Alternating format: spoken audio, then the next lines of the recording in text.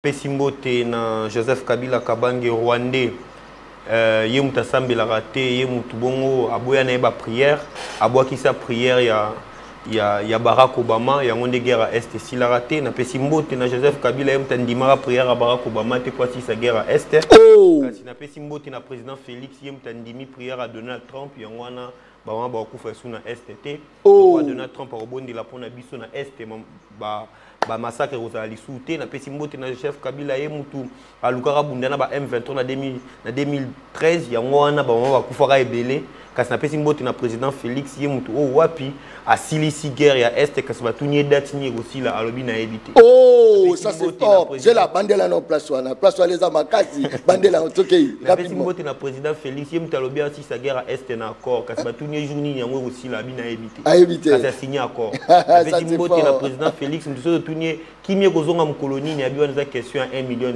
Oh éviter to suka ndeni kasi mwana mboka Rwandais Joseph Kabila ye moi ye baraka guerre aussi la boye poto beti bata M23 na pesimbote bisika azali na bandi ete ba kongomani ba sepeli na ye désormais colonel Corneille nanga zokota na kati armée na biso colonel Makenga azokota na armée na biso kasi ya sali mixage na brassage te ya sali infiltre ya sali intégration conditionnelle na pesimbote mingi na président Félix biso to lingi o mingi ndeko John ezaka na bato yo baza bato baza contre la République nde bakoki ko tenir ba genre ya ba discours wana Félix contre la République voilà Félix Tshisekedi azali président oyo na mboka na biso tozui en tout cas en dehors ya papa Kasavubu président obiso tozui o azali soldat te eza Félix Antoine Tshisekedi Tshilombo tobo sanate ke tata Mobutu atika etumba oyo atika déjà conflit ya makambo est ça ne date pas d'aujourd'hui.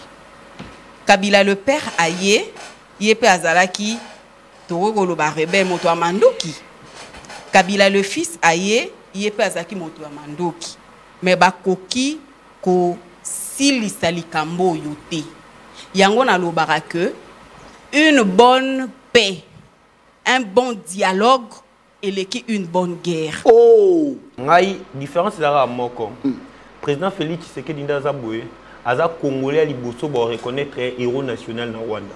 Oh congolais héros national c'est-à-dire amuta liboso apesi Rwanda onyo sando lukala minduki depuis 94 tilelo azua mon papier. Non, il faut pas dire ça. Mais ça c'est il est contre d'ailleurs tu yenda zotel melango. Aza contre été. Donc, c'est-à-dire que le président Félix a un avantage moral, le premier président à être honoré comme héros national à l'extérieur du pays, précisément en Rwanda. Il faut préciser que mon accord, les politiciens ont signé en lelo. Ata baki na 2028, ata baki na 2026, ata baki na 2030, mais barokendaka. Mais encore oyo rotikalaka. Donc, ce qui peuple a eu accord oyo. Au sérieux, yende mutotika ko souffrir et puis ça sera de génération en génération. Biso on était des enfants.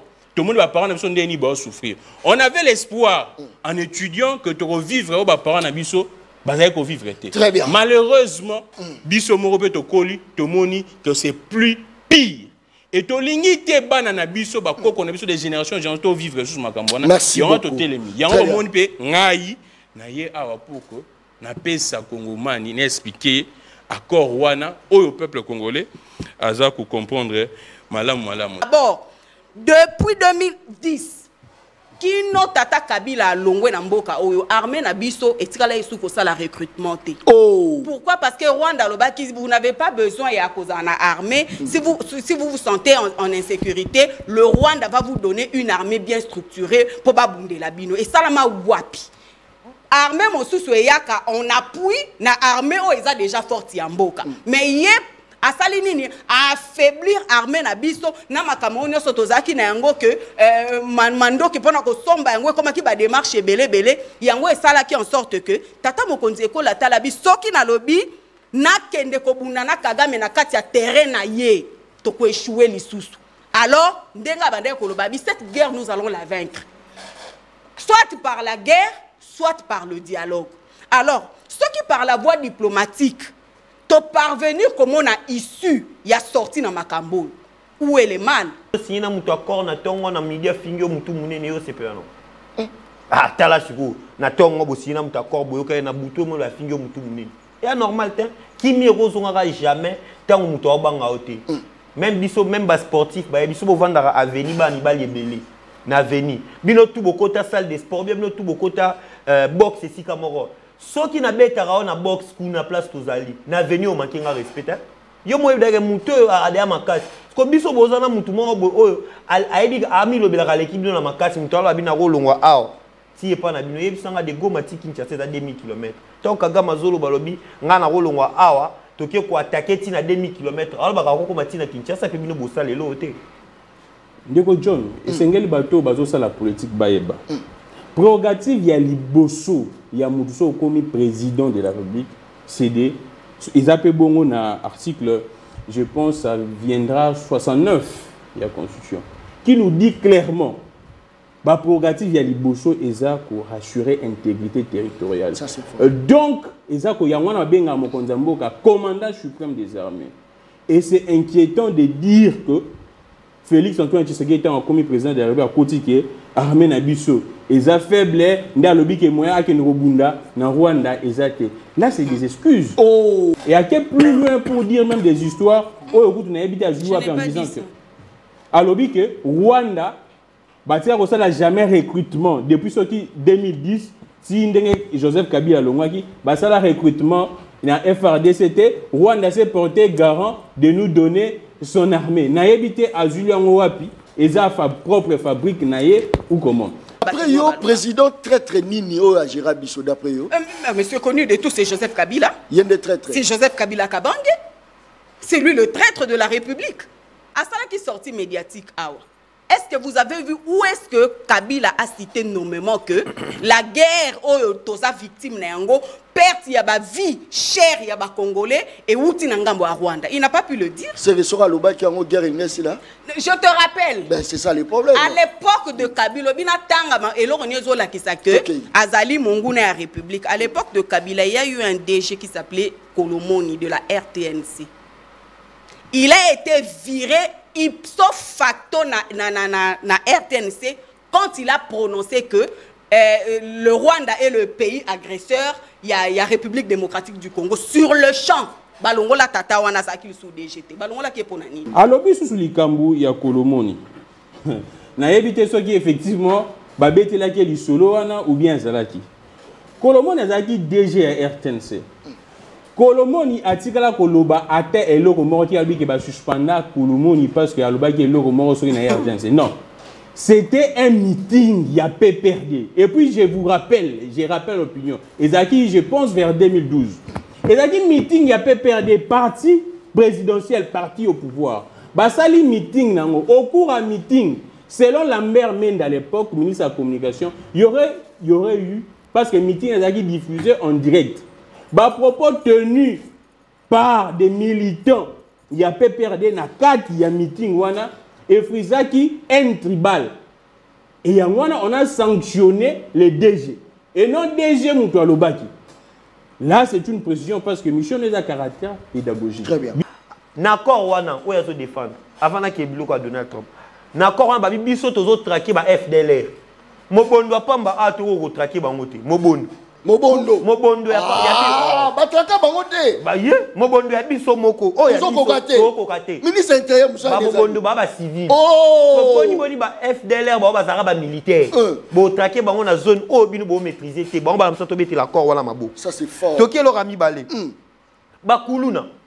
Ah on a Kala Kinshasa, Congo Mobimbate, Kuluna Kala Kinshasa. Ils ont fait sa loi. Et fait sa loi, Tozo Kokata ko traquer bangote. Oh! Oli mo ke traquer FDL la biso to beti la bango mabo. Toke lo Mbappé ko traquer bango to avancer. Abielo mobwe ndeko Tshisekedi za civil akuta armée, batikela armée za civil ton a poussani bo amoni que armée zo sala bien te mais hier place armée za ako ko sala te mais infiltration ça va attendre à détourner mais ça va rater. Oh. Attends à détournement kuna za civil non non bandele le wana. Na tu bien rapidement. Na makamotali armée sécurité kuna ya za inexpérimenté. Mais tant que sengi ba détournement kuna Kabila tila ba koka jambe. Kuna Kabila tila ba infiltration te. Tant ba détournera toé ba rater to ko sutukara et capoter. On a ni infiltration et ça les marana armée et ça les marana détournement mbongo te. Il fallait Kabila infiltrer peu place à mbongo. Pour ce qu'on ngoyi ba mbongo. Place à Moyibi, baza bango moko. Bango moko, ba maîtriser nyonso, ba kanga ba verrou tout, mutu nyonso ko dénoncer. Ba yebi ke ah moyen les kezate. Mais place à des places il y a armée, au moni Tshisekedi aza civil. Abia alors le mot awa, na yebite soki mo abosani. Alors combattre Kagame dans un terrain, dans son terrain, nous allons échouer. Il y aura sur place ko konyosti et kota. Alors, combattre Kagame dans son terrain, nous allons échouer. Mais à énumérer Kagame, il a dit Kagame c'est un militaire. Le président Félix c'est un civil. Mais combattre maintenant Kagame dans son terrain, c'est-à-dire l'armée, nous allons échouer par ricochet. C'est-à-dire qu'il reconnaît que notre armée est faible. Donc, Alobi bongote. Yangwa Alobi. Yangwa Alobi. Alobi, ba mixa, ba blo ebele. Bachabatura bango alobi en même temps que Kabila a joué qui rôle la makasi toké na syllogisme toké na syllogisme alobi boy le président Félix était un civil Kagame était un militaire voilà pourquoi nous avons résolu que combattre Kagame dans son terrain nous allons échouer c'est-à-dire si qui to utiliser ndeko John tout ilanga yo lobi bongote na lobi boy Ndeko Félix Antoine Tshisekedi Tshilombo aye azaki civil amoni balégué armée. Ya moni armée te mando ki batu balati Sokoto. Mais en évoluant, il faut comprendre que l'armée nabiso est inféodée, l'armée nabiso est en mixage, l'armée nabiso est en infiltration. Alors, à comprendre que Moutou Aza à la base de Makamoana, c'est qui? C'est Kagame. Via, canon na yo yatia walobi. Ce qui n'a pas kende na guerre na armée oyo et pas na yé, et ça terrain na yé. Nous allons échouer. Alors. Tozo Kendesco na voie diplomatique parce qu'il a dit ça, que cette guerre, nous allons la gagner, soit par les armes, soit par d'autres moyens. Et le moyen qu'il a prévu, le plan B d'un bon politique, Azang a plan B. Plan B, c'était la voie diplomatique. Où est le mal? Rapidement, quand on peut s'attendre. Alobi, combattre Kagame dans son terrain, parce qu'il reconnaît que Kagame là-bas est fort. Non! Na terrain, cela veut dire armée infiltrée. Donc, ma stratégie, nous sommes en place. C'est aussi parce qu'il va nous vaincre. Est-ce que on est un message pour décourager ma pingate? Non, tu as découragé ma pingate. Au contraire. Parce que non, quand nous parlons de ma pingate, mais nous parlons de cela. Très bien.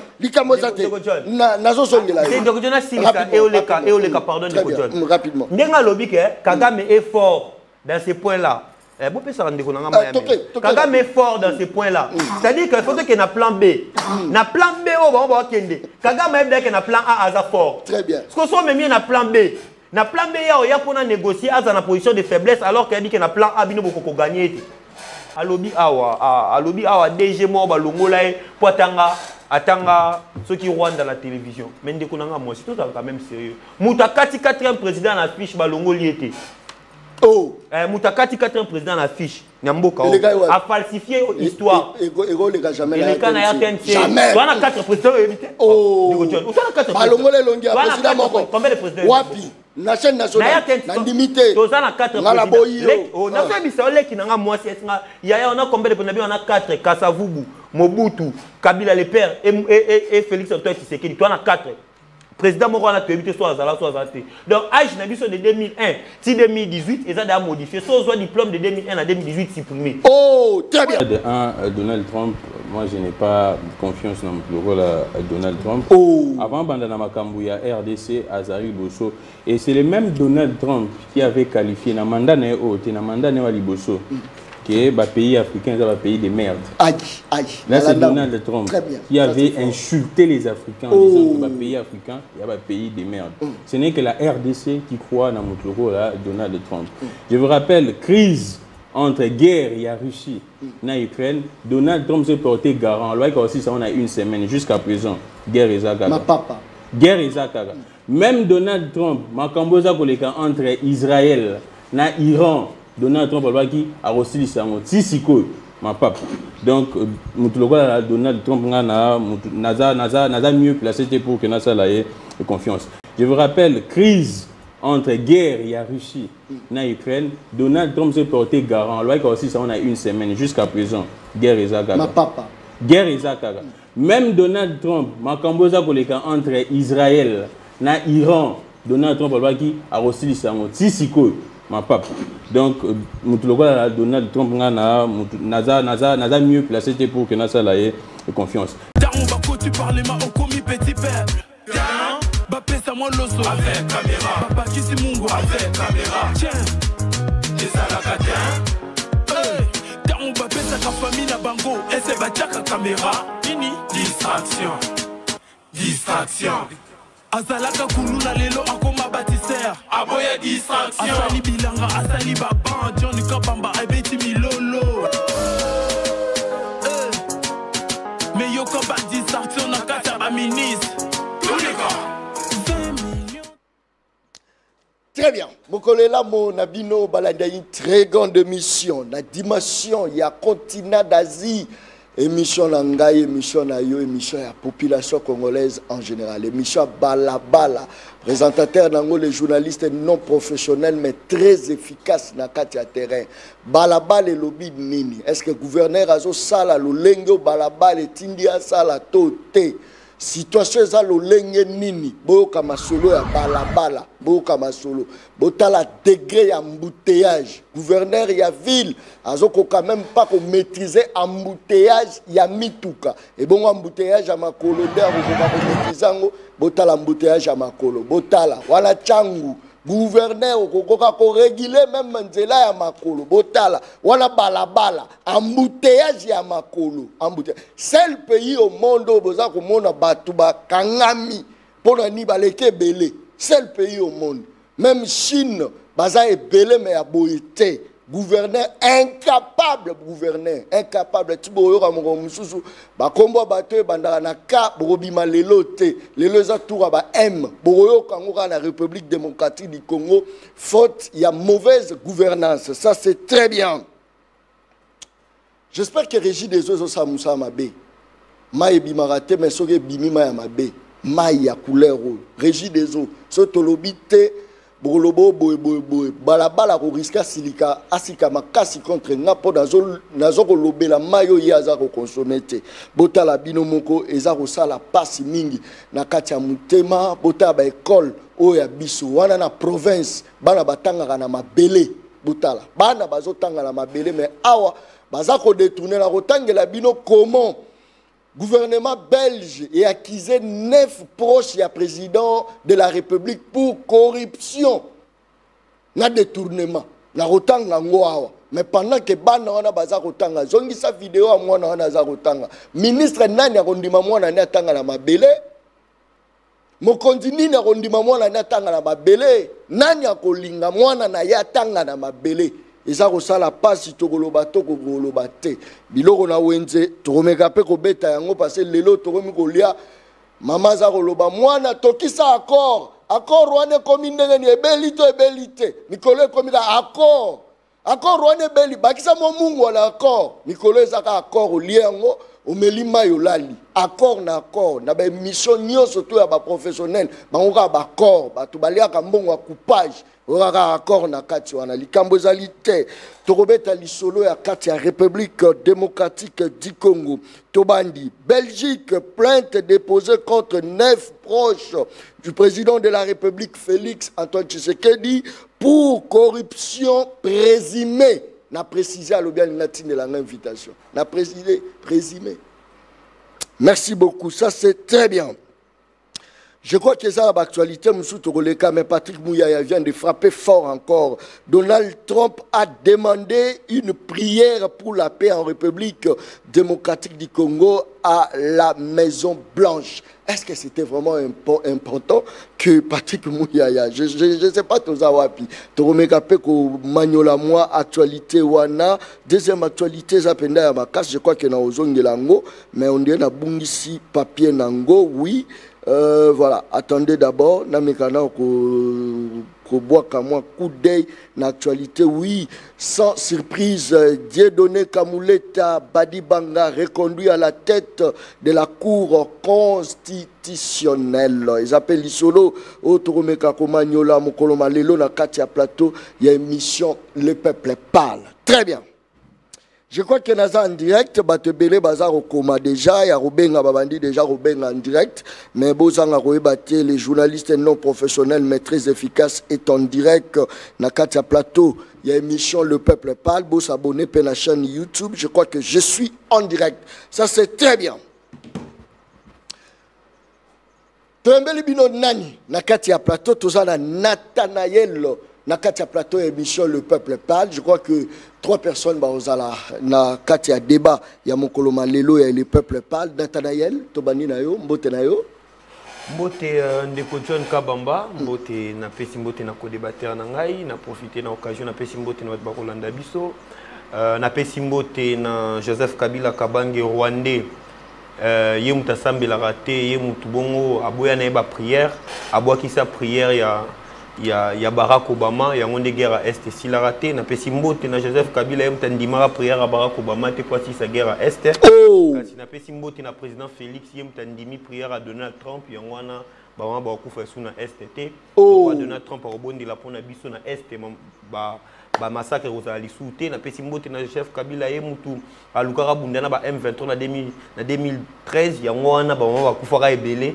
Kasi na pesi mbote na président Félix ye mutu o wapi a silisi guerre ya Est kasi batunye date ni aussi la alobi na éviter. Oh, ça c'est fort. J'ai la bandela non place wana. Place wana les amakasi bandela en tokei. Na pesi mbote na président Félix ye mutu alobi aussi sa guerre à Est na accord kasi batunye journée yango aussi la bi na éviter. A éviter. Kasi a signé accord. Na pesi mbote na président Félix mutu so tunye kimie kozonga mkoloni ni abi wana question à $1 million. Oh. Tu éviter to suka ndeni kasi mwana mboka Rwandais Joseph Kabila ye moi ye baraka guerre aussi la boye poto beti bata M23.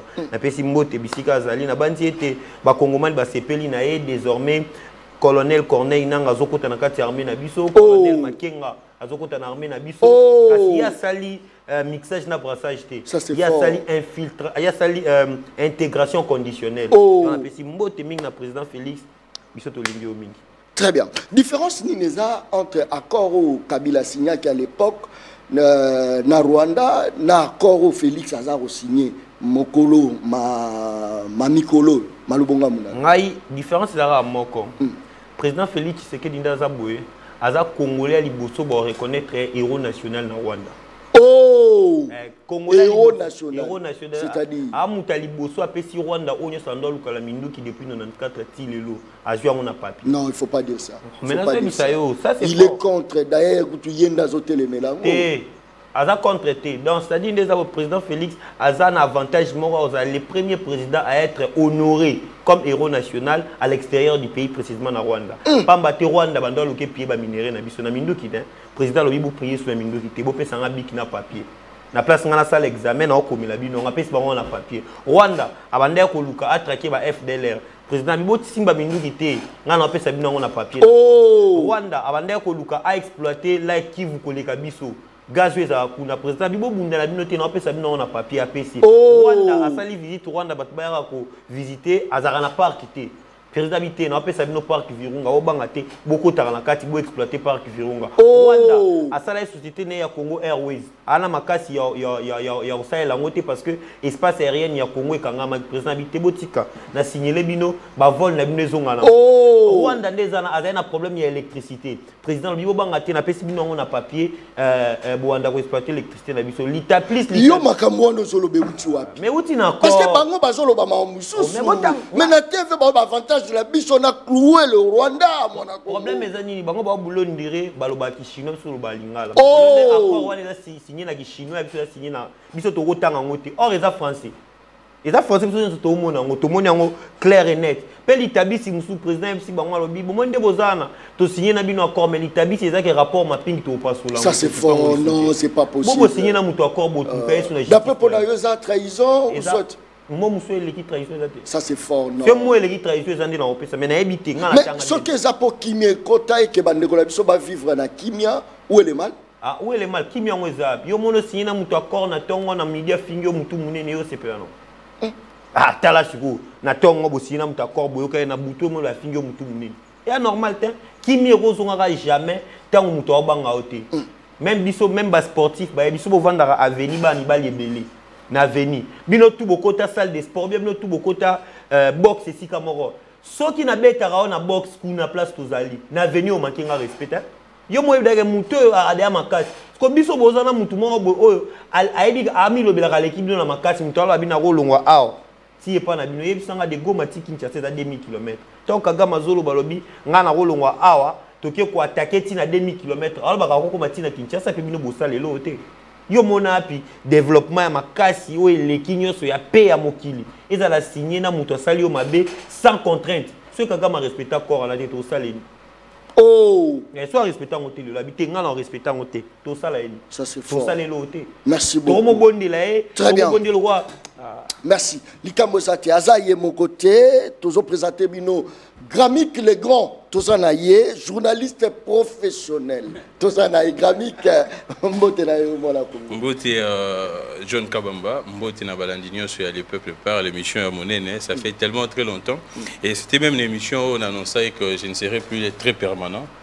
Naba Média, du fait qu'on a, je pourrais dire, pas tout fait, mais on a fait beaucoup de choses pour que tout le peuple, mais peuple, tout le monde a eu le rôle à Azoé vraiment été là nini oye sengeli à sala pour namboka na parce que peuple ndé souverain primaire peuple ndé yé muto sengeli à tongamboka peuple ndé muto sengeli à chaba konzi oye sengeli ba kamamboka na mais tout le monde a que peuple ngo ata asali loko moko x bato baza ko kamamboka ba prétendu dirigeant ndé na benga bango parce que je ne peux pas cautionner ces gens de dirigeants ba prétendus dirigeants wana basali bango nko kanaï mais bazo koka ko ça la pouvoir na bango te le rôle la peuple ya le rôle la yo za mutu makasi mais mutu moko lemba aza ko mateo aza ko monela yo vandi na yo o ça le rôle tolomi non nzamba rosunga nzamba rosala aussi longtemps visiblement et réellement aux makasi aux efficaces que peuple wana c'est le peuple la biso ça na pouvoir ah non pouvoir peuple a un pouvoir mais le problème est que peuple est morundi azo ko ça la pouvoir na été c'est-à-dire et dans le cas là ndeko John oza ko ça l'émission boye yo muto za na police à débat très bien yo muto sengeli yo diriger biso encadrer biso ndenge sengeli to loba mais yo oza na pouvoir ana ozo ça la ngoto zo tika ngana loba na ndenge na lobby ndenge na ko sala ndenge nyo ko sala oza ko encadrer ngate c'est la même chose avec le peuple congolais le peuple yende mutu aza souverain primaire na ye baraté ceux qui ba comprendre bien été souverain primaire. Il a dit que yende mutu mboka ezayaye souveraineté ya mboka ezayaye. Apparemment ce bola tse ba grado ezayaye. Ezayaye tozola toza ko rappeler ndé babomi na nzala vandi na. C'est ça maintenant les problèmes. Vandi na ye. C'est parce que ça azala biloko za ko mata nzele za ko beba olakisi embouteillage awa. Le gouverneur a vandi na ye même ba élu bato ba bango ba pesa na habité so pe bato na bazaki penda élu ou bien bazaki nommé je ne sais pas. Bato bango ba pesa cutus ba lobela bango ba on a bien que Kinshasa rien ne marche. Mais Moutoua Nazane Kaga, Daniel Bumba. C'est vrai que j'aurais appris une sorte de tractation pour que, à Longwa, et pas banani pendant qu'il y a même président de l'Assemblée provinciale, on dirait que c'est maintenant ça. J'aurais même appris que, à niveau il y a l'Icolo, même il y a l'Union sacrée, ils se sont décidés que, apparemment, ça c'est le côté. Ils se sont décidés pour Kazalamopanzi. Mais le problème qui se pose, lobby, Assemblée provinciale à Kinshasa, selon certaines informations, serait vraiment dans la poche. Il y a Daniel Bumba, il y a un peuple. À l'Assemblée provinciale, elle serait dans la poche, il y a Daniel Bumba, mais peuple est un des dernier mot. Ce qui peuple qui est dans l'Assemblée provinciale, na gouverneur, on a besoin de bangote, bon kende. Et l'on ne sala que bateau bazo gérer babanga peuple. Et l'on ne sala. Exactement. Parce que les lots bayiba ki 2 millions. Moyoki souvent bayibi 10 millions. Bazo mata. Moto gérer ma bé. Peut-être na ministère Songolo Pakala, basale transfert babi peno bomi kitoko. Yosko kende li sous place sous ke bomali sous. Qu'est-ce qui fait que le dirigeant basala na peur face à souverain primaire? Alors, John Lungila, et plutôt John Kabamba, John Lungila a fait si mot de Sigaza. Alors, et là, c'est ça que le peuple a dirigé. Moi, ma communauté est à cause maintenant, un exemple récent, où aussi à Kenya, na Togo, où le peuple est se prendre en charge. C'est seulement PA en 2015. Même en 2016-2017, c'est seulement PA. Aux dirigeants comme au banc à peuple. C'est un rappel parce que dans mon arabe de Belé, la bonne foi, il y a Kabila. Ce qui en 2018, l'élection seulement, c'était parce que le pouvoir en place a commencé au banc à peuple. Le pouvoir s'est dit que tiens, si je continue, si je fais les forcing, il va être très compliqué. Et c'est pourquoi le pouvoir a organisé des élections. Ndenge peu la pression au niveau de Kenya et au niveau de Togo. Le peuple congolais s'engage à comprendre que la constitution est PCN d'Indissa. Tout ça bon article 64 na ba disposition mususu eza pour rassurer peuple manifestation pacifique. Et peuple yende eza ndeko John eza na répression moroté exalara plus forte que les cas puissance populaire. Donc même si Badbalobi on a borobimisa ba char de combat, borobimisa ba maya moto, borobimisa soki ba kalachnikov, borobimisa nini, répression mon côté ezara plus forte. Donc la répression populaire. Et cela se passe dans tous les pays. Tout le monde a gagné au Sénégal. Exemple patent où les récents au peuple a gagné à qui pouvoir en place dans le Sénégal. Sénégal, Macky Sall, Azaki n'a pas projet dans ça là, théâtre naïe. Mais quand le peuple est descendu sur terrain, tout le monde a dit Macky Sall, Azaki n'a pouvoir à l'icolo. Azaki a salaire tout moi, Macky Sall a moi bilan. Mais tellement à comment il a mandat à Souka, le peuple s'est mis debout pour dire que non, Macky Sall a violé mon côté. Et Macky Sall a organisé des élections, soit de l'élection présidentielle, pratiquement dans un mois.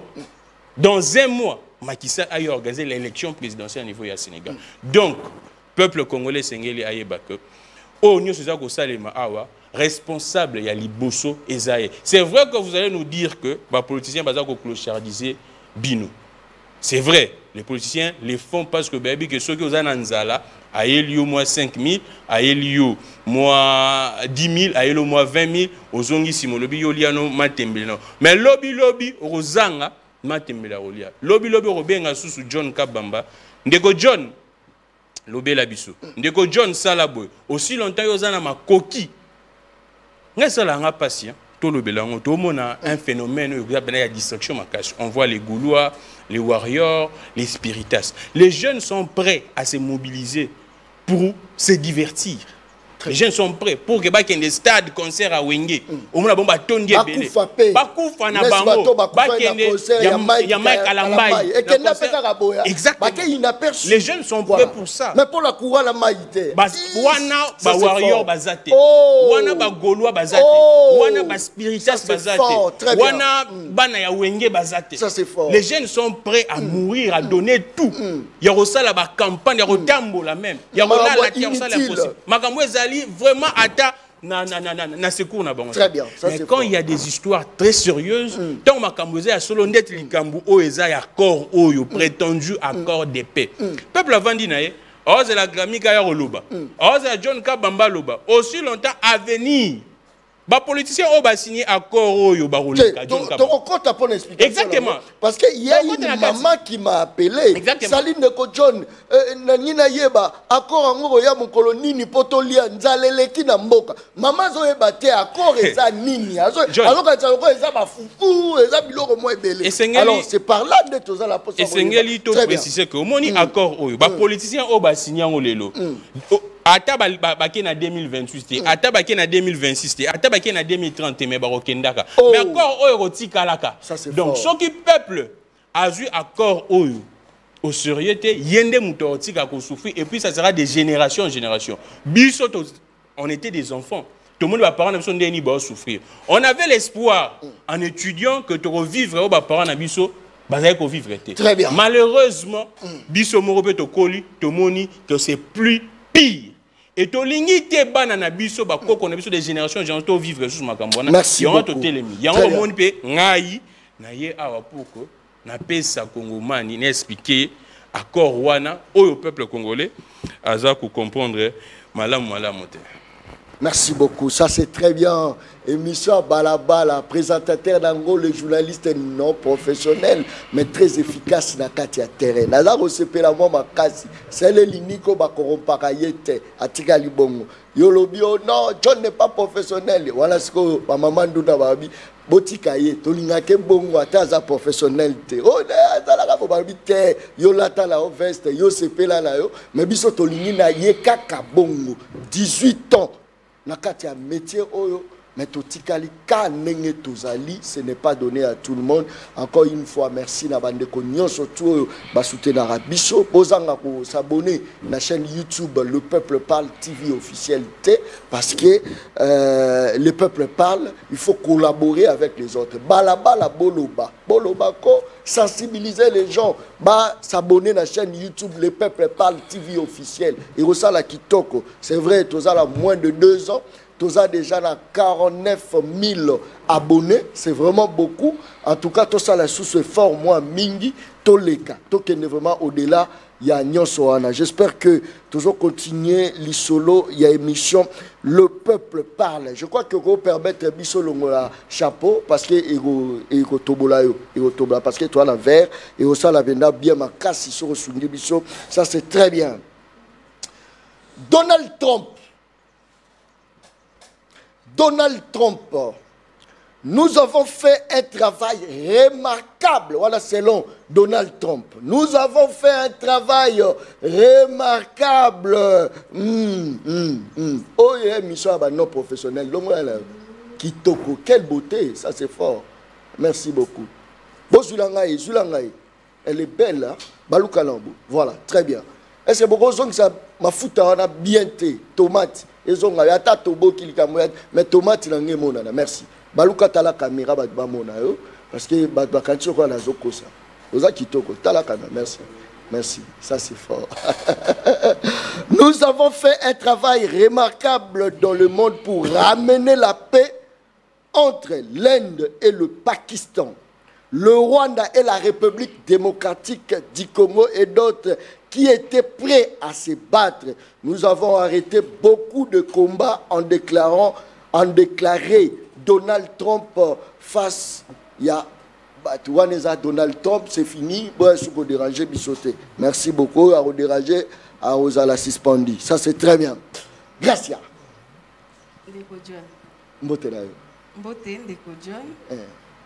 Na fait super mbote na bako débatteur.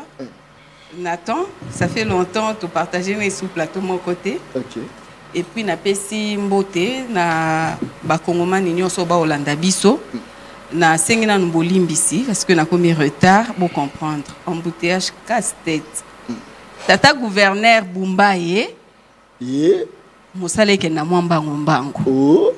Gouvernement central paie botia ba moyens surtout en place pour que makambo ya embouteillage oyo to meka vraiment ko pallier nango parce que surtout biso bato bandi ba côté a Tchango kuna pona ko bima et comme casse-tête kozonga casse-tête donc faut bimanda ku 4 heures pour qui embouteillage ozonga ku minuit mais au comme 23 heures na quartier 1 au carmi na embouteillage donc on appelle si merci pour la opportunité au Salinga na partager sur ce plateau. C'est trop le que Félix Antoine Tshisekedi a risqué bima héros national na Rwanda pour na nini loko Rwanda banda komona passeport dans la République démocratique du Congo façon Mamindu qui a dépensé autant de millions d'argent mais les lots Rwanda Félix a payé au félé kana mikomi talaboye zwana oboye mais to solo la rapport kimie kota Dixi mona Congo Nathanaël malobonga muna Ndeko John ezaka na bato yo baza bato baza contre la République nde bakoki ko tenir ba genre ya ba discours wana Félix contre la République voilà Félix Tshisekedi azali président oyo na mboka na biso tozui en tout cas en dehors ya papa Kasavubu président obiso tozui o azali soldaté Eza Félix Antoine Tshisekedi Tshilombo. Tobo sanate ke tata Mobutu atika etumba oyo atika déjà conflit à makambo est au ça ne date pas d'aujourd'hui. Kabila le père aye yepe azalaki torogolo ba rebelle moto amandoki.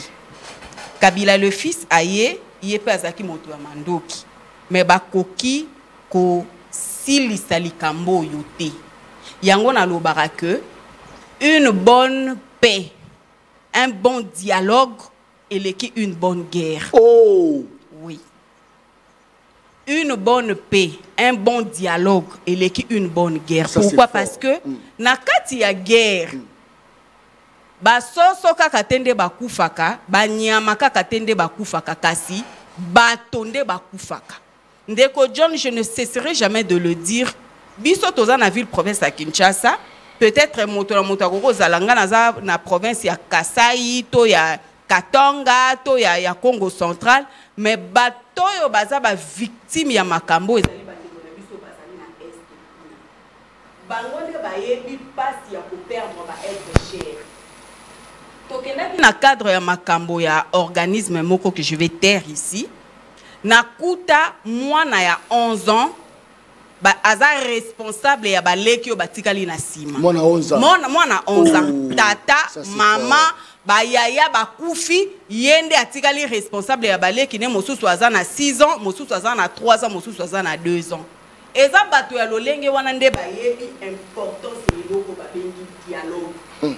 Bango nde bayebi importance eloko babengi koluka ko soigner makambo, ko traiter makambo à l'amiable. Parce que bangonde ba bungisi ba être cher. Pe la majorité à bateau ba ko mener guerre wana ya est. On a soko landeli baza bateau ya province wana te ba uti na ba province. Donc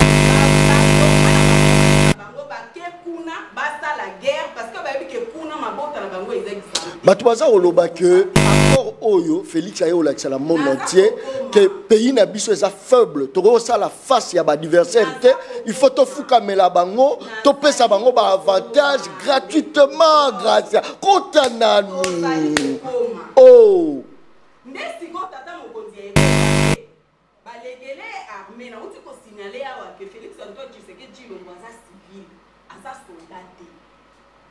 Tango balege armée ya moninga armée ya bato balati sokoto te, mais tango komi ko avancer pour comprendre que makambo ezalia ndenge nini o nyoso to ko arrêter comme stratégie pour to combattre monguna basekele wana ebimaka nde wana bisika to sosoli qu'il y a des infiltrés, il y a des agents pro Rwanda oyo ba se déguisant en faux congolais pour que bazwaka basekele nyonso ya makambo etali armée na biso basalaka nini babimisaka yango na poasa. Alors tata mokonzi ekolo atala bisoki to parce que il faut to signifier on a uti ko ba tata mokonzi ekolo ali civil Kagame azali moto yo abandi guerre oyo ti azo cheminer na yango lelo. Donc ayebi ba stratégie na ba stratégie nyonso attaque en place pour nous affaiblir. D'abord depuis 2010 Kino tata Kabila alongwe na mboka oyo armée na biso etikala isuko sala recrutement te. Oh. Pourquoi? Parce que Rwanda lobaki vous n'avez pas besoin ya koza na armée. Si vous vous sentez en insécurité, le Rwanda va vous donner une armée bien structurée pour ba bundela bino. Et salama wapi. Armée mosusu yaka on appuie na armée o eza déjà forte ya mboka. Mais yep asali nini affaiblir armée na biso na makambo nyonso tozaki na yango que mando ki pona ko somba yango comme ki ba démarche belé yango esala ki en sorte que tata mokonzi ekola tala biso ki na lobi na kende ko bunda na Kagame na kati ya terrain na ye to ko échouer lisusu. Alors ndenga bande ko lobabi cette guerre nous allons la vaincre soit par la guerre soit par le dialogue.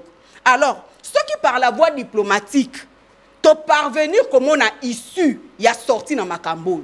Où est le mal? Où est le problème? D'après yo, président traître Nini o agira biso d'après yo. Monsieur connu de tous, c'est Joseph Kabila. Il y a des traîtres. C'est Joseph Kabila Kabange. C'est lui le traître de la République. C'est lui. Il y a des traître à la République. Au cours de monter biso anemo. Tout d'abord, comment toi tu es président de la République Yamboka? Président Yamboka mosusu alobana yo que armée na bino ko sala recrutement si vous avez besoin de l'aide l'armée rwandaise est là pays ondimi au moment où oyebi que pays agresseur yamboka na yo eza Rwanda. Oh. De deux à ça qui sorti médiatique awa. Est-ce que vous avez vu où est-ce que Kabila a cité nommément que la guerre oyo toza victime na yango perte ya ba vie chère ya ba Congolais et outi na ngambo à Rwanda. Il n'a pas pu le dire. C'est le sera le qui a en guerre ici là. Je te rappelle. Ben c'est ça le problème. À l'époque de Kabila, bina tanga et l'organisation la qui s'accueille Azali Monguna à République. À l'époque de Kabila, il y a eu un DG qui s'appelait Kolomoni de la RTNC. Il a été viré ipso facto na RTNC quand il a prononcé que le Rwanda est le pays agresseur, il y a République démocratique du Congo sur le champ. Balongola tata wana sakili sous DGT. Balongola qui est pour nani. Et il mutuna tozo tuna. Merci beaucoup. Mais si ko lokola biso tozui mwana ya mboka. Tokolobateke na régime ya président Félix Antoine Tshisekedi tout est rose. Non, photos à réaliste parce que nous sommes là pour le Congo et non pour les individus. Mais quand il y a des avancées significatives, oh, il y a un avantage Yamboka. Ça ne coûte rien que Nathanaël Abeta Maboko et on l'a fait à la tité. Et on l'a fait à la tité. Et on peut s'avantage plus dans le pays. Par rapport à Rwanda, par rapport à quoi à démocratie. Très bien. Likambo Sate, Nathanaël, Maloba Ongamonayo, nous avons fait un grand travail remarquable dans le monde pour amener la paix entre l'Inde et le Pakistan, le Rwanda et la République démocratique du Congo. Ce qui n'a Donald Trump, Azaro Limango, à combien plus fort Biso Moko, Banamboka, Malobonga Mounayo. Merci beaucoup. Deko John, Webi, Bandeko Nabiso, Balinga Mboka. En réalité, Balingi Mboka, mais Aoloba, après ça, c'est impression, le roi Lingi Mboka, Malingi Mboka. Et alors là, Webi Simoulouba, pendant la Kassaïen, Webi Simoulouba, Lobi. Moi, c'est à tromper une infidélité. Mais, Bobi Boyoka, na bozong salibala, sans pour autant y ait Andi Makasala qui mabe, sans pour autant balongo la chiba ou ezala nzoto na ebo asiri ke bovana na mbetu mao. Oh, bandele lokwana. Bandele. Très bien. Ya lokwa muluba moi c'est trahir ye. Soit linga qui vanda la moi na ba bongse na moi na ba vanda mbetu moko sans chiba ou elongo. Est-ce que moi na ba vanda nda kumao? Te ba vanda. Ko Kagame a lokwa moi c'est tromper biso na chiba ou mais est-ce que tu vanda na mbetu sans pour autant tocha à clair ou ezala quoi agression. Chiba wa Kagame ezani ko bandeko na biso. Oh. Kayango na Chibawa Kagame. Chibawa Kagame ezani. Ezake makasi neza ayiba ba minéré. Makasa Kagame ezani yango na Chibawa. Ce que ezalo kwa mwasi na Chibawa.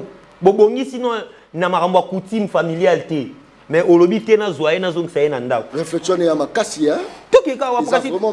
Tout la nature. Tout la nature. Très bien. Ce ko yebisanga eloko bongo ndeko nanga mwasi azolo balobi te bango balingi mboka biso to lingi mboka te. Na avancer. Na accord le biso ba tolingi accord te po ya moto na yo ki akoti ya bandaki biloko ya bazo kamba mabe ye mode a confirmer dans na plateau émission fallait si na nkuta akoti ka aleli embouteillage gestion mabe mais bango ya gouvernement na bango union sacrée oh lila na il faut ba si embouteillage l'assemblée provinciale au monde opposant opposant soit za na koti union sacrée ka aleli ça c'est fort opposant za la terre bango na bango va se contrôler bango va sala union c'est-à-dire que bango mo ba gérer mabe pas ndimi to na koti na plateau. Mais aïe, il a changé. N'accord wana, où est-ce défendre avant qu'il y ait Donald Trump. N'accord wana, babi biso tozo traquer ba FDLR. Mobondo pamba a to traquer bangote. Mobondo ya pa. Ba traquer bangote. Ba ye, Mobondo ya biso moko. Oh ya biso kokate. Ministre intérieur Moussa. Mobondo ba civil. Oh. Boni ba FDLR ba zara ba militaire. Bo traquer bango na zone o bino bo maîtriser te. Bango ba msato beti l'accord wana mabo. Ça c'est fort. Toki lo rami balé. Bakuluna awa na kala Kinshasa Congo mobimbati ya kuluna kala Kinshasa ils ont fait sa loi et sa loi tozo kokata ko traquer bango te olingo ke traquer FDL biso to beti la bango mabu toke lo kambe pe ba traquer bango to avancer abielo mobwe ndeko Tshisekedi ya civil akuta armée batikela ya armée za civil to a pusani bo amoni que armée zo sala bien te mais hier, place armée, ça a été mais infiltration, ça a été détournement, ça a été. Oh! Et tant que détournement, kuna za civil, non, bandele le Rwanda. Là, tu as bien, rapidement. Namakambotali armée sécurité, kuna ya inexpérimenté. Mais tant que c'est qui va détournement, kuna Kabila Tila ba koka jamte, kuna Kabila Tila ba infiltration te. Tant que va détournement, toé ba raté, toé rosutukara et capoté. On a une infiltration et ça les marans armés et ça les marans détournement mbongo te. Il fallait Kabila infiltrer peu place à mbongo. Pour ce qu'on moi mbongo. to trahir place à moyibi baza bango moko ba maîtriser nyonso ba kanga ba verrou tout mutu so ko dénoncer ba yebi ke moyen les kezate mais place à des places il y a armée au moni Tshisekedi aza civil abia alobi lo mo awa na yebite soki mo abosani alobi combattre Kagame dans son terrain nous allons échouer il y aura sur place ko konyosti et kota alobi combattre Kagame dans son terrain, nous allons échouer. Mais à énumérer Kagame, il a dit Kagame c'est un militaire, le président Félix c'est un civil. Mais combattre maintenant Kagame dans son terrain, c'est-à-dire l'armée, nous allons échouer par ricochet, c'est-à-dire qu'il reconnaît que notre armée est faible. Donc, alobi bongote. Yango alobi. Yango alobi. Alobi, ba mixa, ba blo ebele.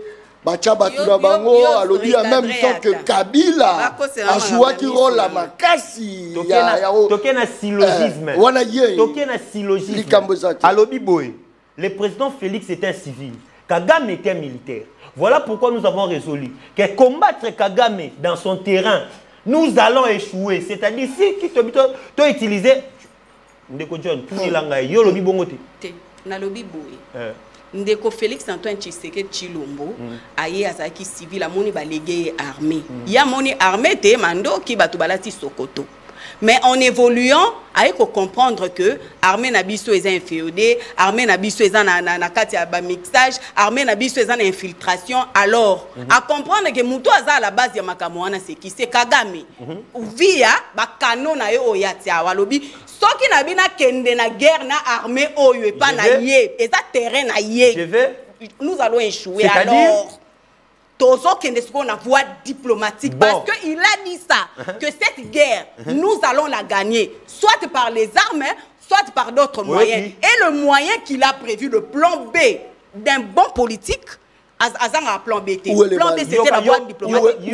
Où est le mal rapidement Alobi combattre Kagame dans son terrain parce qu'il reconnaît que Kagame là-bas est fort. Non. Na terrain cela veut dire armée infiltrée. Donc ba stratégie mieux se retrouver en place et aussi mbaté parce qu'il va nous vaincre. Est-ce que on est à la message ça pour décourager ba mapingate? Non, toi ça décourager mapingate au contraire parce que non mapinga la nous parlons de mapinga mais nous parlons de diplomatie. Très bien. Likamozate. Nazo songela. C'est donc Jonas Silika et Oleka pardon de rapidement. Ndenga lobi que Kagame est fort dans ces points-là. Kagame est fort dans ces points-là. C'est-à-dire qu'il faut qu'il y ait un plan B. Un plan B, Kagame est un plan A à fort. Très bien. Ce qu'on soit même un plan B. Un plan B, il y a pour négocier à une position de faiblesse alors qu'il dit qu'il y a un plan A, il faut gagner. Vous voyez, place photo de ma réflexion. Plan A, c'est les armes. Binomo Bolobi, qu'il y a un plan A, nous sommes faibles. Donc, il y a un plan B qui est la diplomatie. Or, il y a un plan B où il y a la diplomatie, en sachant tout que, à la force, combien tu vas perdre? Alobi awa, DG Moba, Longolae, Poitanga, Atanga, ceux qui rendent dans la télévision. Mais moi, c'est tout quand même sérieux. Moutakati, 4e président à la fiche, Balongoli était. Oh! Moutakati, 4e président à la fiche. Nyamboka a falsifié l'histoire. Les gars, jamais. Les gars, jamais. Tu as 4 présidents évité. Oh! Tu as 4 présidents. Combien de présidents? Wapi? La chaîne nationale. La limité. Tu as 4 présidents. Il y a combien de présidents? On a 4. Kassavubu, Mobutu, Kabila le père et Félix Antoine Tshisekedi. Tu en as 4. Président Morana tu éviter soit Azala soit Azate. Donc âge nabiso de 2001, si 2018 et ça a modifié. Soit diplôme de 2001 à 2018 supprimé. Oh, très bien. Likambo Sate. Naza Olongela, Gramik Legon. Hollandi quand même discours il y a Donald Trump. Mais na kati na ngwa no moni a souligné babundi makas pour la kimie kota entre RDC et Rwanda. N'est-ce pas que tu récupérer le territoire à la Bissonios? Malobonga Muna. Merci beaucoup Pona Maloba. Déjà de Donald Trump, moi je n'ai pas confiance dans le rôle à Donald Trump. Oh. Avant Bandana Makambouya RDC Azari Bosso et c'est le même Donald Trump qui avait qualifié na mandat na Liboso. Que les pays africains sont des pays de merde. Aïe. Là, c'est Donald Trump qui avait insulté les Africains en disant que les pays africains, il y a des pays de merde. Ce n'est que la RDC qui croit dans notre rôle à Donald Trump. Je vous rappelle, crise entre guerre et la Russie en Ukraine, Donald Trump s'est porté garant. Alors aussi, ça, on a une semaine jusqu'à présent. Guerre et Zagaga. Ma papa. Guerre et Zagaga. Même Donald Trump, Makamboza Koleka entre Israël et Iran, Donald Trump a aussi dit ça.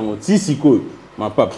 Donc, Donald Trump n'a mieux placé pour que ça ait confiance. Mais avant de continuer, on a recadré 2 ou 3 phrases de Koyamo ici à lobby.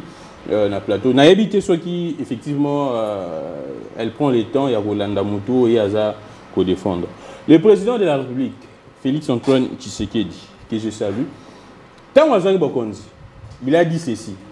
Il a trouvé une armée bien formée et structurée. Ça, c'est fort. Lui-même, le président. Très bien. Mais hier, nous devons défendre Félix Antoine Tshisekedi à Koutaki, armée et Zate. Et à quel plus loin pour dire même des histoires, où on a habité à jouer en disant que.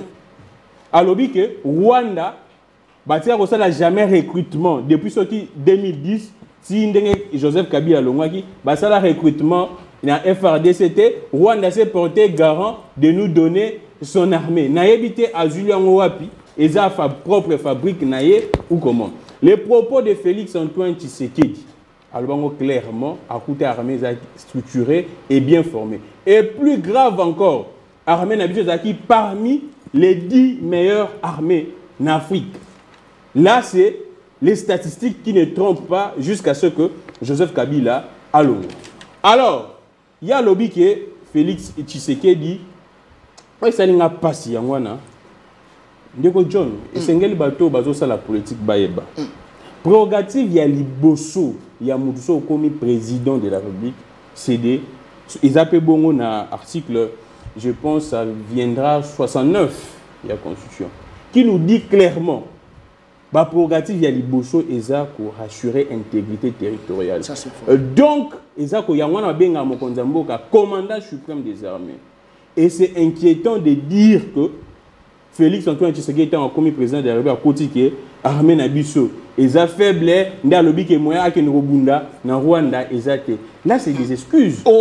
Là c'est des excuses. Et plus grave encore, dans la dernière interview, président de la République Salaki a lobby clairement que celui Goma na Bukavu c'était parce qu'on n'était pas efficace, on était moins efficace. Et on pourrait conclure que selon ma propos, l'armée était moins efficace. Il y a Wana Goma, na Bukavu et Kouyaki.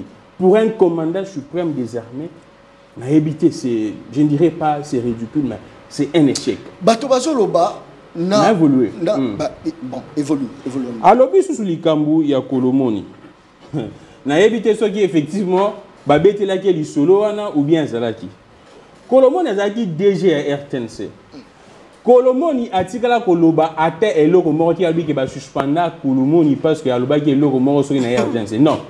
C'était un meeting, il y a PPRD. Et puis je rappelle l'opinion. Ezaki, je pense vers 2012. Ezaki meeting, il y a PPRD, parti présidentiel, parti au pouvoir. Basali meeting, au cours d'un meeting, selon Lambert Mende à l'époque, ministre de la Communication, il y aurait eu, parce que le meeting Ezaki diffusé en direct. Propos tenus par des militants, il y a PPRD, il y a meeting, wana. Et Frisaki, un tribal. Et on a sanctionné les DG. Et non DG Moutoualobaki. Là, c'est une précision parce que mission n'est à caractère pédagogique. Très bien. Mission à l'époque, on a déjà tout ça de la presse. Donc, il y a des attaques que notre politique à l'élo. Et d'ailleurs, meeting, diffusé, retransmission en direct. RTNC. Ce n'est pas Kolomoni qui s'est exprimé. Donc, wana, ceux qui battent balaki, ça qui ont yébisa bango que non, au coup d'un agina grammique, les grands plateau, à corriger qui ont bako sakio. Alors, toi qui es makambo jikoyo, il y a accord. Alors, bi makambo belé pour l'accord. Et ça, il n'a pas passé. De un, to banako décrypter accord wana. Ndeko John, tous en a guerre entre la RDC et la Rwanda. C'est ça, les concepts, soit les discours. Au biso tous en a narratif utilisé ici. À notre grand étonnement, dans l'accord wana, dans prétendu accord de paix, on ne parlait pas de guerre. On ne parlait ni d'agression. On parle de différents. Ndeko John, précision, on est à détail. On n'a pas parlé, il y a guerre, soit agression rwandaise dans la RDC. On parle de la RDC et le Rwanda, il y a différents. Différents, là, il y a des accords. Parce que Bazoyo Canadien. Bazoyo Canadien, la RDC est agressée. Ou soit la RDC et le Rwanda, il y a guerre. Déjà, Nyon Swana, ils ont déjà échec pour la RDC. Parce que peut échouer dans le concept Nabiso. Dans la lecture Yakor, on commence d'abord par les concepts utilisés dans la carte Yakor. Bateau Bazor Hollanda, Bobetaka, accord de paix RDC Rwanda. Ils ont Internet, ils ont un site, il y a département d'État américain.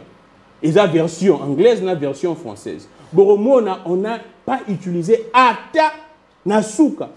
Concept, il y a guerre ou soit il y a agression. On parle des différents. Déjà là, peut échouer. De deux, Nakasi Yakor Wana, Bazui RDC, na Rwanda, Baché Bissomi Balé au même pied d'égalité. Aussi longtemps la RDC est victime, Bissot Tozan a plus de 16 millions de morts.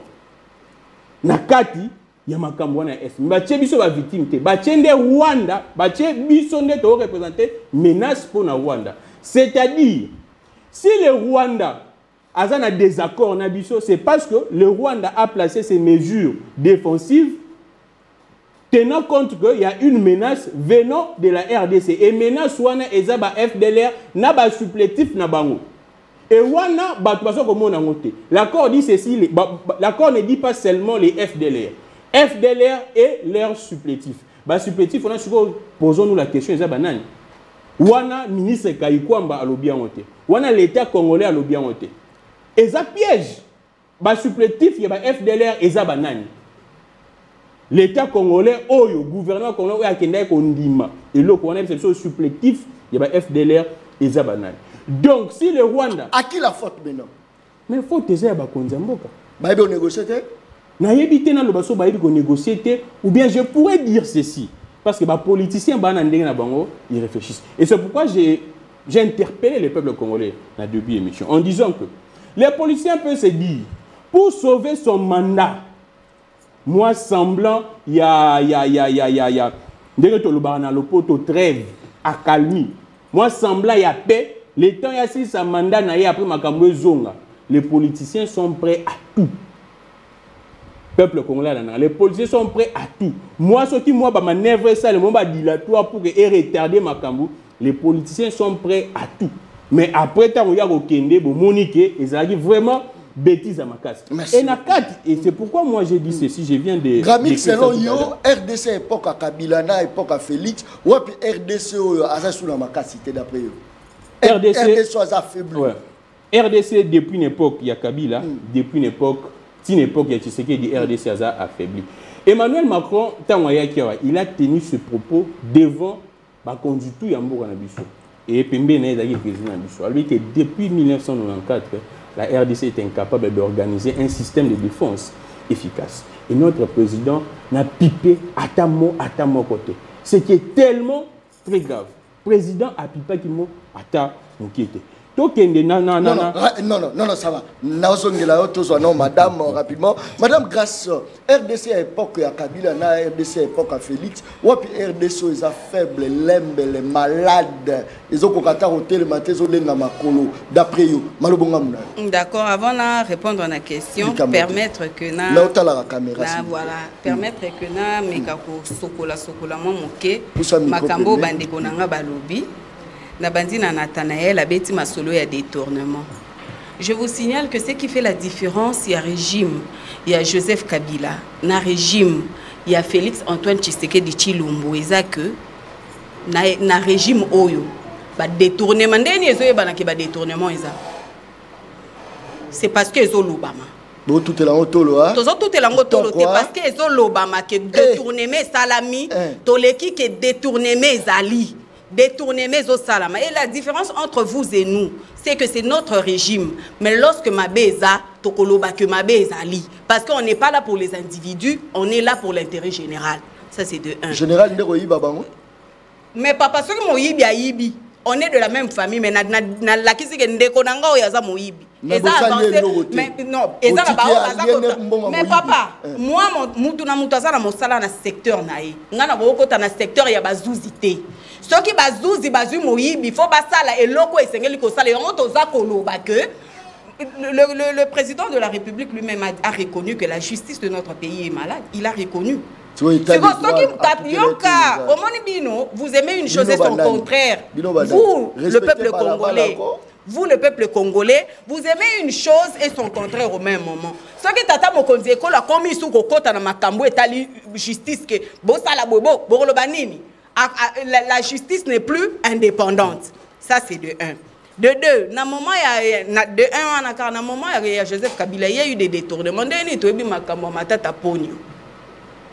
Il y a Bukangalonzi. Où en sommes-nous? Pourquoi il a pris fuite? S'il avait les mains propres. Wan ezaki natango ya Félix Antoine Tshisekedi Tshilombo. Bakarte oyo bato ya FCC bazalaki nango ke kokena kobimisaka mbongo ya trésor public. Wana pe ezaki toyebi on une époque ya Fachi que bato wana bazaki na bakarte oyo mutu na mutu akoki koke kosala ba dépense ba $50,000 na mbongo oyo ya contribuable à l'État. Wana eza na époque ya Nancy ya Kabila te.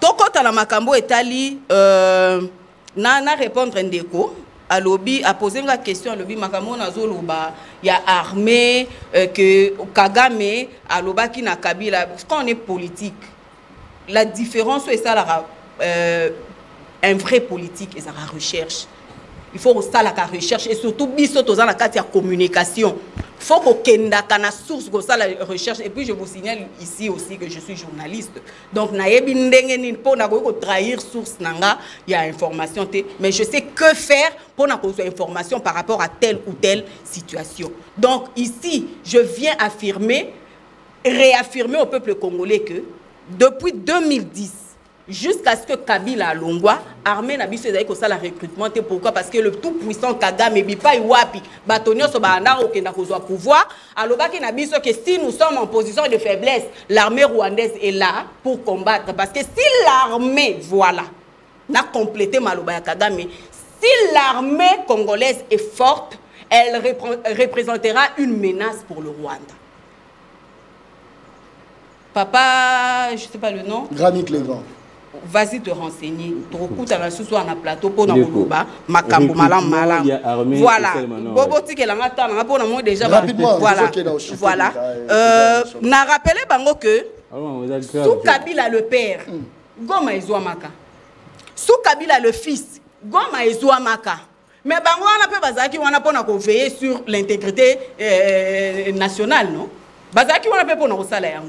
Donc ce qui n'a lobby n'a que nanangambo à makambo Macron a lobby que depuis 1994 armée na biso est allée faible et consort mais ils sont en partie responsables à makambo yo lelo RDC a ko subir parce que je vous signale ici cette guerre est allée guerre car ya Rwanda avec la RDCT et allée guerre ya ba multinationale wana nyo surtout pona nini pona bozuo ezana mboka oyo.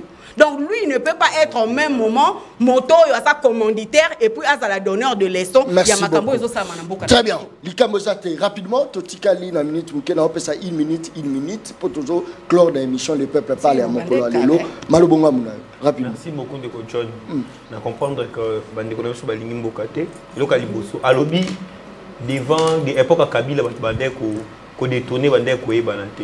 Donc lelo mérite na bino parce que Bozo affirmé qu'Ata Bouyibi tout ça d'une l'autre. Oh, Kabila ndo bata ma réaction sur za mabi. Abanda bouya e ba na ke bayibi. Mais bango sko ba la sabino ke bayibi, mais bali bo ça ba mo l'autre. Rapidement, rapidement, oza une minute. 15 milliards oyo ndekoluzo lo bambi abaki bunga na caisse à l'état. 15 milliards wana bino bozara na régime. Moussa no ya président Eliezer na Assemblée nationale d'Arani. Dans une minute où normalement, nous défendons le président nous a député au rôle de jamais la télévision pour soutenir l'accord. Parce qu'il y a accord révélé dans l'article 214 de la Constitution. Où il va traiter à session, va traiter à commerce, va traiter de paix. Et oui, qu'on n'a jamais ratifié et porté effet ce qui n'a nous et l'équipe d'Assemblée nationale. Tant qu'on est un plateau où il aura le bosso pour ça, il fallait porter voix à l'Assemblée nationale. Mais il y a un accord où il est violé dans la Constitution. Et il y a le bosso. Donc c'est-à-dire que toi qui non na bouillabaisse il y a makasi. Oh le bapolo avec le kilo hein. Merci beaucoup. Non 30 secondes parce que toujours que et ça peine pas makasi. Alors bi peut bien habiter au moni. Et alors bi to moni biso nde toza gouvernement mobwe Kagame alobaki ako recruter te. Quand est-ce que le président a comprendre que armée na biso est infiltré? Tant ba personne qui accolade na Goma pour y côté Kagame ana gomba ba signer encore tant bazaki na Kigali ba melaki champagne ou bien tant est capoté. Oh très bien Soukawana rapidement Grammy. Merci beaucoup John Kabamba. Na mon information moi très rapidement bon moi la vidéo je n'ai pas vu ça selon certaines sources. Jacques Yaboula aurait tenu des propos dans une matinée politique en disant que Kabila nana ngabaza ba congolais. Selon mes informations rappeler na Kinshasa pas VPN intérieur mais je me pose la question si simplement motolobi que nanga na Kabila baza ba congolais et commis lisumu je me demande que dans mboka ni donc Moutou Azagi président en Mboka Oyo. Moutou Joseph Kabila. Azagi président Mboka Oyo. Non, tu vas continuer pour tout. Moutou Loko la cornée Nango Azagi président SNI Oyo frère Naye. Azagi gouverneur en Mboka congolais mais parce que un gouverneur dit que Bazaba congolais c'est ngeli ba rappeler. Kabila n'a jamais été président. Et de manière bête na moni ba structure mususu pe il y a société civile na au Katanga Bolinga basa ba manifestation pour condamner ces propos. Il y a Kiabou dans le régime comme Mabiso. Merci beaucoup, très bien. Rapidement, merci Ndeko John. Nous avons rappelé na bandeko babandi que moto a cocu aux la fière au bien ma patriote ils moto aza il a le cœur attaché à la nation. Tant on Ndeko nanga o yazo cité a rose à la lelo fière babenga yaza congolais masimi mando qui pona ke boboma Ndeko ne ba congolais pour des raisons égoïstes et makambo etali moko qui n'a rien à voir avec le peuple congolais. Je ne peux être que déçu. Quand je parle, il y a bateau Bassima Mandouri, à l'exception de personne. Ok? À l'exception de personne, messieurs. Donc, ce qui va aux l'apologie à Nanga, à le Banabiso, Azali congolais, mais congolais, à son bon bandégoné congolais, je préfère encore vivre avec un russe qui me préserve la vie que de vivre avec un congolais qui me tue et tue mes frères. Qui détourne au lieu qu'un congolais qui prend les armes. Ça c'est fort. Très bien. Merci beaucoup. Quand Nesina Lobaka émission angeza baleine o eza baleine baliaka na mokolo moko te baliaka baleine ndamonda monde baliaka baleine. J'espère que ça c'est une très grande émission plateau ya balabala. Botande makambo salama to komi penza na suka. Joyeux anniversaire à un homme fort, un patriote compétent, le lieutenant général Kasongo Kabwike Mbotama Ilamo Mosala na rezo la ndengeni nzamba zakaka kubaksela yo mikolo na mikolo. Soit béni à jamais le lieutenant général Kasongo Kabwika. Tokutani mokolo Zoya. Merci et bye. Peuple, Daron Bako, tu parles ma au commis petit peuple. Bappé ça moi l'osso avec caméra. Papa qui c'est Mungo avec caméra. Tiens.